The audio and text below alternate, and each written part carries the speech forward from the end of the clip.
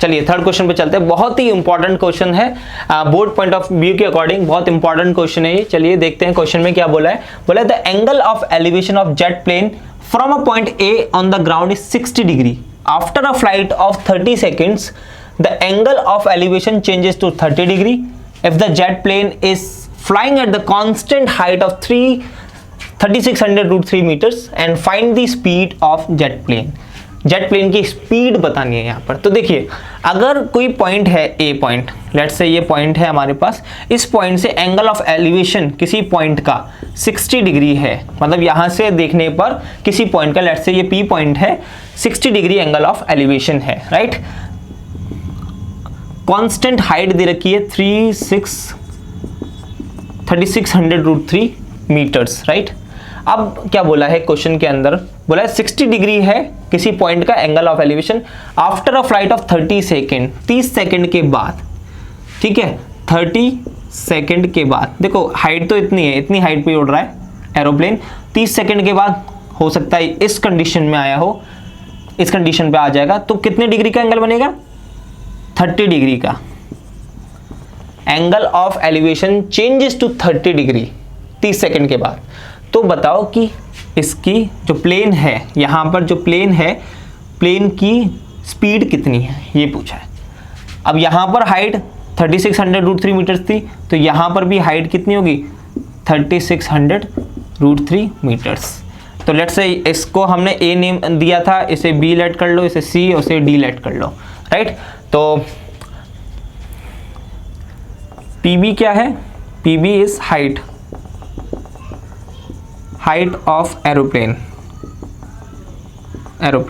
Right.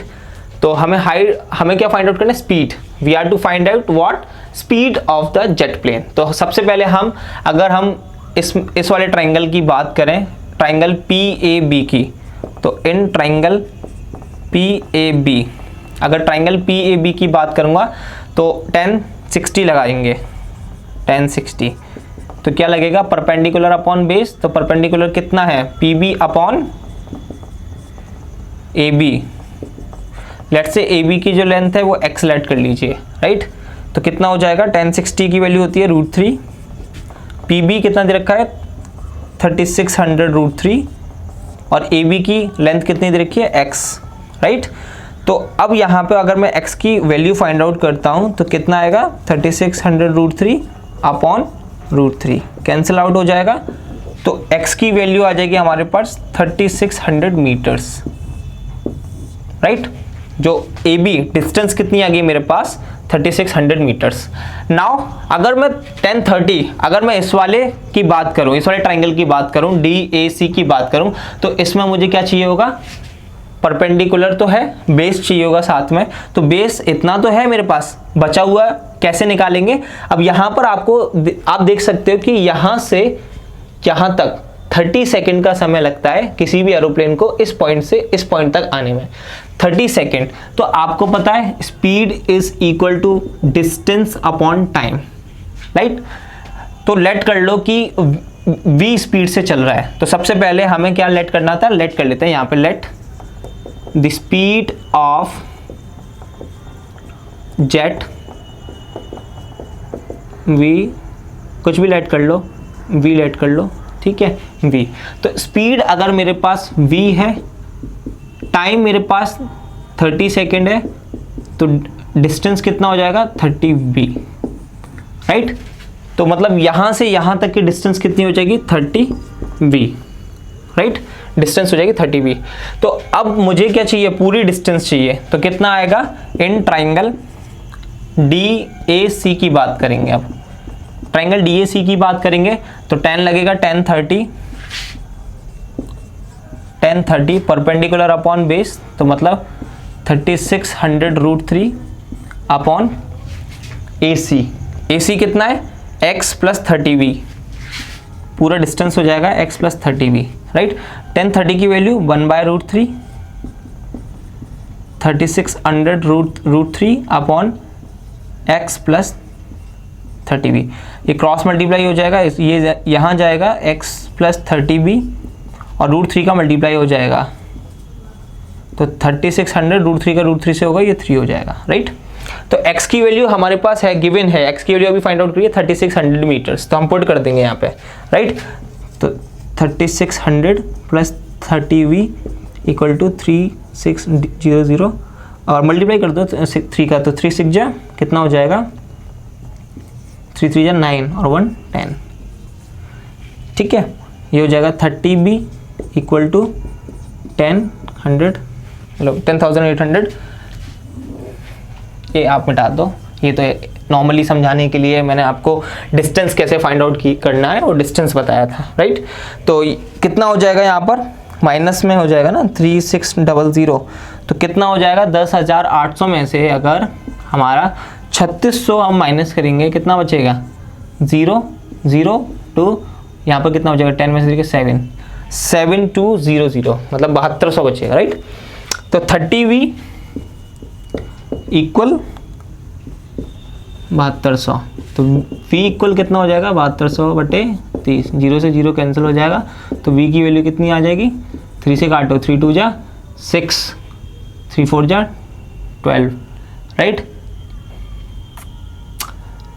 0, तो ये हो जाएगा 240 मीटर पर सेकेंड, ये स्पीड आ गई।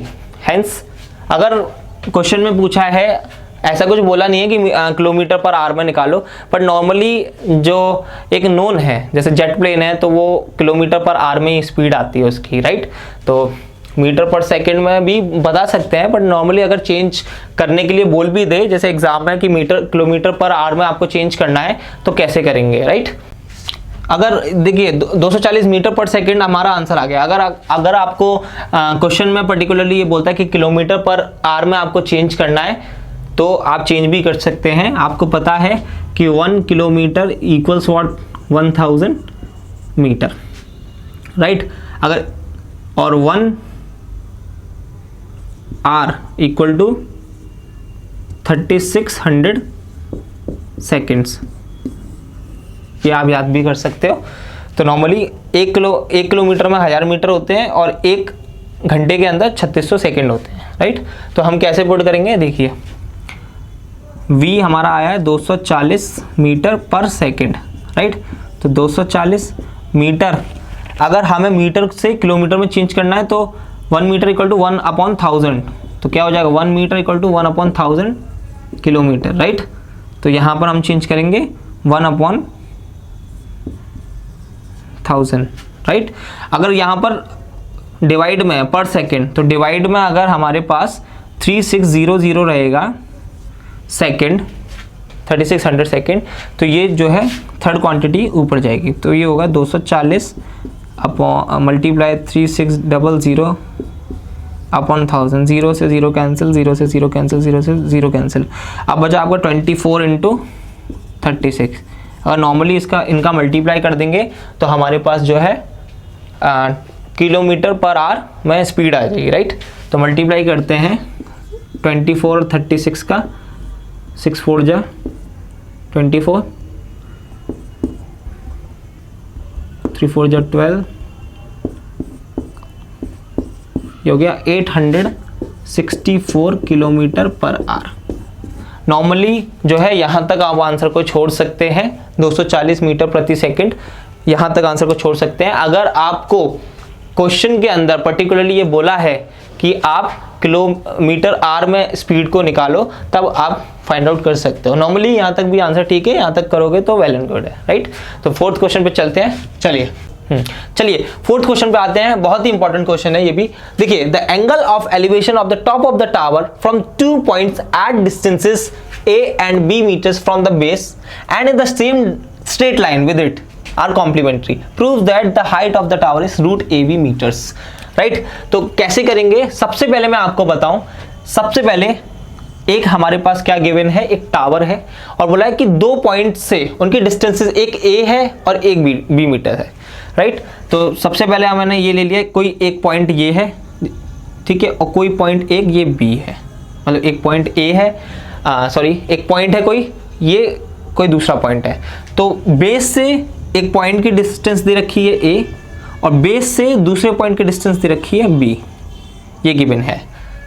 In the same straight line, एक ही स्ट्रेट लाइन में है, और बोला है कि दीज एंगल्स आर कॉम्प्लीमेंट्री। अगर लेट कर लो, अगर ये थीटा है, ये थीटा एंगल है, तो ये 90 माइनस थीटा है, राइट।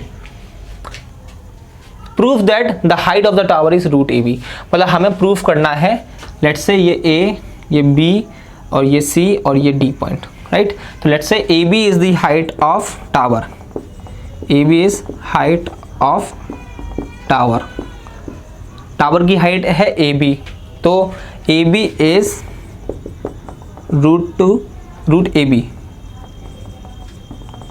टू प्रूफ, ये हमें प्रूफ करना है, ठीक है। तो सबसे पहले हम लगाएंगे ये वाला ट्राइंगल लेते हैं, इन ट्राइंगल ADB,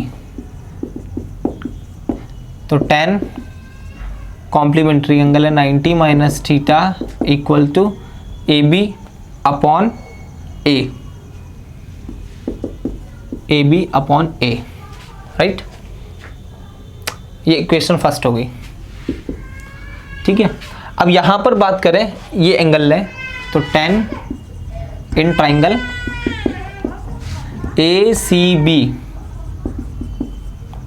तो 10 theta equal to AB upon B, ये इक्वेशन सेकंड हो गई, राइट। देखिए 10 90 माइनस थीटा को मैं क्या लिख सकता हूं, 10 90 माइनस थीटा क्या होता है, यहां पर मैं आपको बता देता हूं, 10 90 माइनस थीटा होता है कॉट थीटा, कॉट हो जाएगा cot theta equal to AB upon A, और कॉट 10 का रेसिप्रोकल होता है, तो कॉट को लिख सकते हैं 1 upon 10 theta equal to AB upon A, right. तो 1 upon 10 theta equal to AB upon A and 10 theta equal to AB upon B, equation second. अगर मैं बात करूं दोनों इक्वेशंस को साथ में रखने के लिए, तो अगर मैं 10 थीटा की यहाँ से वैल्यू निकालूँ तो 10 थीटा कितना निकलेगा, तो A अपॉन AB हो जाएगा, राइट। ये इक्वेशन फर्स्ट लेट कर लीजिए, ये इक्वेशन सेकंड हो गई, इसको हटा दीजिए। तो from equation first and equation second, tan theta AB upon B, tan theta AB upon B, अगर ये tan थीटा के बराबर है, ये tan थीटा के बराबर, तो ये दोनों भी तो आपस में इक्वल होंगे, तो हम लिख देंगे कि AB upon B equal to A upon AB भी आपस में इक्वल होंगे। अगर ये क्रॉस मल्टीप्लाई होगा तो AB का मल्टीप्लाई AB से होगा तो AB स्क्वायर हो जाएगा, और A का मल्टीप्लाई B से होगा तो AB हो जाएगा। आ रही बात समझ में, ठीक है। तो AB का स्क्वायर हटेगा तो रूट आएगा AB के ऊपर, AB स्क्वायर से रूट स्क्वायर हटेगा तो रूट आएगा AB के ऊपर, तो यही प्रूफ करना था। हैंस हम लिख देते हैं यहाँ पे, hence height of AB is root AB, hence proof, right. ये प्रूफ हो गया। तो जब तक के लिए आप नोट कर लीजिए इसको, नेक्स्ट क्वेश्चन पे चलते हैं, क्वेश्चन नंबर 5 पर। चलिए फिफ्थ क्वेश्चन पे आते हैं। फिफ्थ क्वेश्चन में बोला है कि the angle of elevation of a cloud from a point 60 metre above a lake is 30 degree and the angle of depression, दो बार लिख दिया sorry, depression of the reflection of cloud in the lake is 60 degree, find the height of the cloud, right. तो सबसे पहले हमको क्या given है, the angle of elevation of a cloud from a point 60 metre above a lake. Let's say this is lake and lake से 60 metre की ऊंचाई पर, राइट, 60 मीटर की ऊंचाई पर इससे कोई क्लाउड का एंगल ऑफ एलिवेशन गिवन है, कितना, 30 डिग्री। एंगल ऑफ एलिवेशन कितना दे रखा है, 30 degree. And the angle of depression of the reflection of a cloud in the lake is 60 degree. तो देखिए अगर मैं बात करूं ये है हमारा क्लाउड, यहां से देखने पर 30 डिग्री का एंगल बनना है, और यहीं इसका जो रिफ्लेक्शन बनेगा, अगर मैं रिफ्लेक्शन की बात करूं तो रिफ्लेक्शन इतनी ही नीचे जितना लेक के ऊपर है उतना ही लेक के अंदर इसका जो है रिफ्लेक्शन बनेगा, राइट। तो ये जो है रिफ्लेक्शन हो जाएगा किसका, क्लाउड का, राइट। तो क्लाउड का रिफ्लेक्शन जो बनेगा उसका आपका डिप्रेशन एंगल जो दे रखा है 60 डिग्री दे रखा है, ये 60 डिग्री एंगल दे रखा है, right. Depression angle. Find the height of the cloud. अब आपको क्या फाइंड आउट करना है, height of the cloud find out करनी है। अगर ये 60 मीटर है तो ये लेंथ भी कितनी हो जाएगी, ये भी 60 मीटर हो जाएगी। लेट्स से अगर ये h हाइट लेट कर लें तो हमें क्या फाइंड आउट करना है, 60 प्लस h, राइट। तो यहाँ से जो क्लाउड की एक्चुअल डिस्टेंस है वो हमें फाइंड आउट करनी है, that will be what, 60 plus h, right. अगर मेरी जो है एक्चुअल डिस्टेंस लेक के ऊपर जो है 60 प्लस h है तो जो रिफ्लेक्शन होगा उसकी जो हाइट होगी वो भी कितनी हो जाएगी, 60 प्लस h हो जाएगी कि नहीं हो जाएगी, राइट। तो देखिए अब हमें क्या सॉल्व करना है, पहले तो नेमिंग कर लेते हैं इसकी। तो ये हो गया a, ये b, ये c, ये d, ये e और ये f लेट कर लो, ठीक है। तो सबसे पहले हमें पता है कि AB is the 60 metre above a point, ठीक है। तो कैसे करेंगे इस क्वेश्चन को, सबसे पहले हम लगाते हैं इस वाले ट्राइंगल में, राइट। इन ट्राइंगल EAD क्या लगेगा इसमें, सेम tan थीटा लगेगा। लेट्स से अगर हमें इसकी कोई भी वैल्यू नहीं दी है, हम x लेट कर लेते हैं, ये डिस्टेंस x, तो ये भी कितनी हो जाएगी, x डिस्टेंस हो जाएगी, right.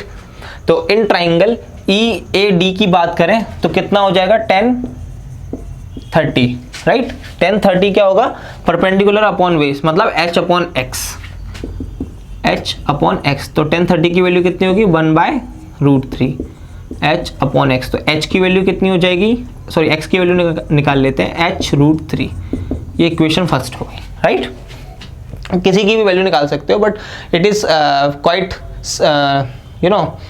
Difficult when we find out the value of h, right. तो x इक्वल टू h√3, ये इक्वेशन फर्स्ट हो गई, राइट। तो सबसे उसके बाद क्या करना है, अगर मैं इस वाले ट्राइंगल की बात करूं, इन ट्राइंगल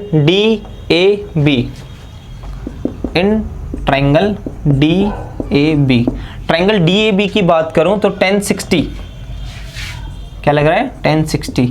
और इस एंगल के लिए जो परपेंडिकुलर होगा वो यहां से लेकर के यहां तक की डिस्टेंस होगी। यहां से यहां तक की डिस्टेंस कितनी, 60, और यहां से यहां तक की डिस्टेंस 60 प्लस h। तो टोटल कितना हो जाएगा, देखिए tan 60 है DC प्लस C, ये क्या लिया था हमने, F लिया था पॉइंट ना, तो CF, DC plus CF upon ये सेम AD, राइट, AD। तो tan 60 की वैल्यू कितनी होती है, √3। DC कितना दे रखा है, 60, एंड CF कितना दे रखा है, 60 प्लस h। तो कितना हो गया, 60 प्लस h, 60 प्लस h। और AD की वैल्यू कितनी दे रखी है हमें, x, राइट। तो √3, 60 plus 60, 120 plus h upon x। x की वैल्यू गिवन है h√3, राइट। पुट कर देंगे, putting the value of h, putting the value of h। इतना आ गया समझ में। तो नेक्स्ट चलेंगे, देखिए। तो इसके बाद क्या करना है, √3 equal 120 plus h upon x की वैल्यू हम फाइंड आउट पुट करेंगे, तो h√3 लगा देंगे, इधर क्रॉस मल्टीप्लाई करेंगे, यहाँ पे लिख देते हैं x इक्वल टू h√3, ठीक है। तो ये हो जाएगा हमारे पास 3h equal to 120 plus h को ट्रांसपोज करेंगे तो 3h minus h equal to 120, 2h equal to 120। तो h की वैल्यू आ गई 120 upon 2, that will be what, 60 metres, right. तो h की वैल्यू आई है हमारे पास अभी, ED मतलब, ठीक है। तो हमें तो हमें लेंथ बतानी है, actual distance of cloud, height of the cloud बतानी है। तो actual height of the cloud is what, actual height of the cloud, actual height of the cloud कितना हो जाएगा, ED प्लस DC, कितना हो जाएगा, ED प्लस DC, मतलब h प्लस 60 मीटर्स, राइट। तो h कितना आ गया, 60, और 60 तो हमने पहले ही फाइंड आउट कर चुका है, तो that will be what, 120 metres. तो ये हमने क्वेश्चन को सॉल्व कर दिया। This is how you can solve this question, right. तो आप तब तक के लिए नोट कर लीजिए, नेक्स्ट क्वेश्चन पे चलते हैं।